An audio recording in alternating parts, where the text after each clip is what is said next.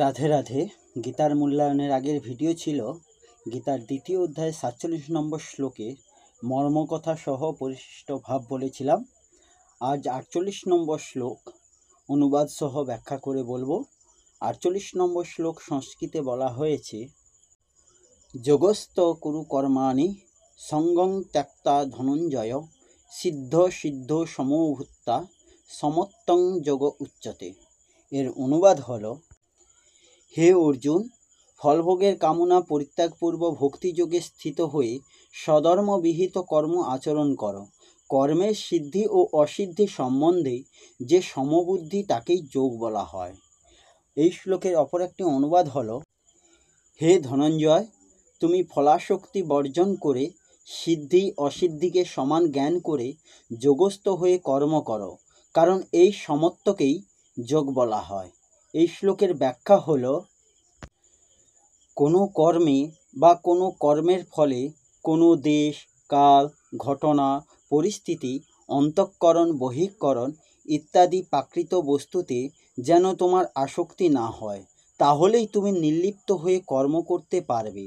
তুমি যদি কর্ম বা ফল ইত্যাদিতে কোনো কিছুতেই আবদ্ধ হও, তাহলে নির্লিপ্ততা কি করে থাকে এবং নির্লিপ্ততা ছাড়া ওই কর্ম কেমন করে মুক্তিদায়ক হবে?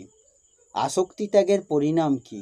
সিদ্ধি এবং অসিদ্ধিতে সমতা লাভ হওয়া, কর্ম সম্পূর্ণ হওয়া বা না হওয়া, জাগতিক দৃষ্টিতে তার শোক ফল অনুকূল হওয়া বা প্রতিকূল হওয়া, ওই কর্ম করায় প্রশংসা বা নিন্দা হওয়া, অন্তঃকরণের শুদ্ধিকরণ হওয়া বা না হওয়া ইত্যাদি যে সমস্ত সিদ্ধি বা অসিদ্ধি আছে, তাতে সম থাকা উচিত, অর্থাৎ সমান জ্ঞান থাকা উচিত। কর্মযোগী সমভাব এমন হওয়া উচিত যাতে কর্ম সম্পন্ন হোক বা না হোক, ফলপ্রাপ্তি হোক বা না হোক, নিজের মুক্তি হোক বা না হোক, আমার কেবল কর্তব্য পালন করে যাওয়াই উচিত। সাধকের অনাসক্তভাবে অনুভব হোক বা না হোক, তার অন্তরে সাম্যভাব আসুক বা না আসুক, তবু তার উদ্দেশ্য হবে কামনা ত্যাগ করার, সমাভাব আনার। যেটি উদ্দেশ্য হিসাবে নেওয়া হয় তাই শেষকালে সিদ্ধ হয়। সুতরাং সাধনরূপ সমতার দ্বারা, অর্থাৎ অন্তরের সমতাতে, সাধ্যরূপ সমতায় স্বতই এসে যায়। সিদ্ধি অসিদ্ধিতে সম হওয়ার পরেও ওই সমভাবে নিরন্তর অটল থাকাই যোগস্থ হওয়া।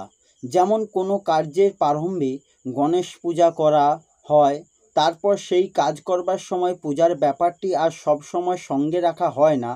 এতে যেন কেউ না মনে করে যে শুরুতে একবার সিদ্ধি অসিদ্ধিতে সম হয়ে গেলে আর সেটিকে সর্বসময় সঙ্গে রাখতে হয় না, রাগ দেশ করা যেতে পারে। সেই জন্য ভগবান বলেছেন যে কর্তব্য করবার সময় সর্বক্ষণেই সমতায় স্থিত হয়ে করতে হয়।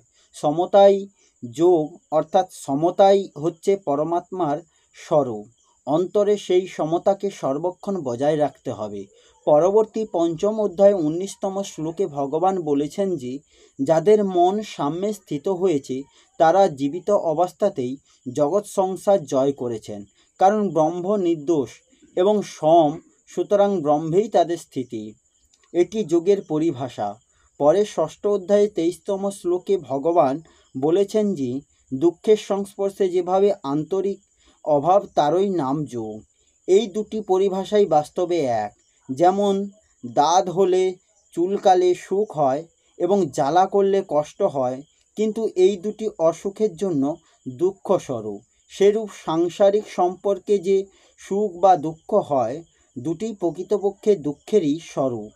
এইভাবে জগৎ সংসার থেকে সম্পর্ক বিচ্ছেদকেই বলা হয় দুঃখ ও সংযোগ বিয়োগ।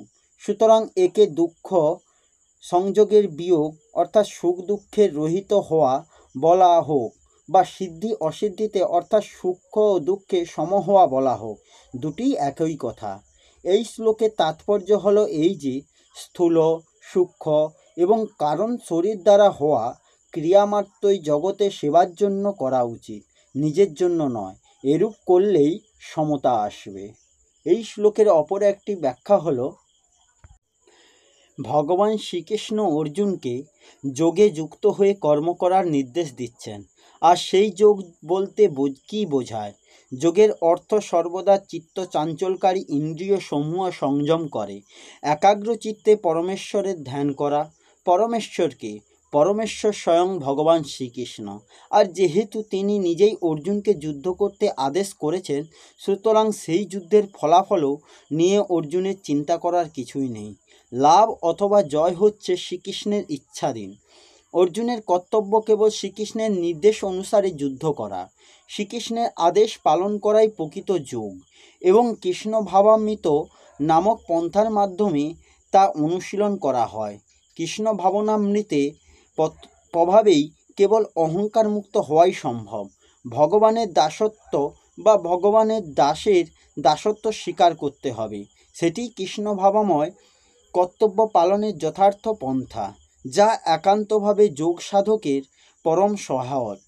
অর্জুন ছিলেন ক্ষত্রিয় এবং তাই তিনি বর্ণাশ্রম ধর্মের আচরণ করেছিলেন।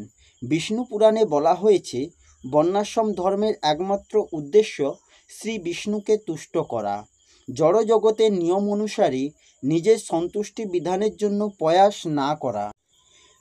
কেবল শ্রীকৃষ্ণকেই সন্তুষ্ট করা উচিত। তাই শ্রীকৃষ্ণকে সন্তুষ্ট না করলে বর্ণাশ্রম ধর্মের আচার অনুষ্ঠান সঠিকভাবে পালন করা হয় না। পরোক্ষভাবে শ্রীকৃষ্ণ অর্জুনকে তার নির্দেশ অনুসারে কর্ম করার জন্যই পরামর্শ দিয়েছিলেন।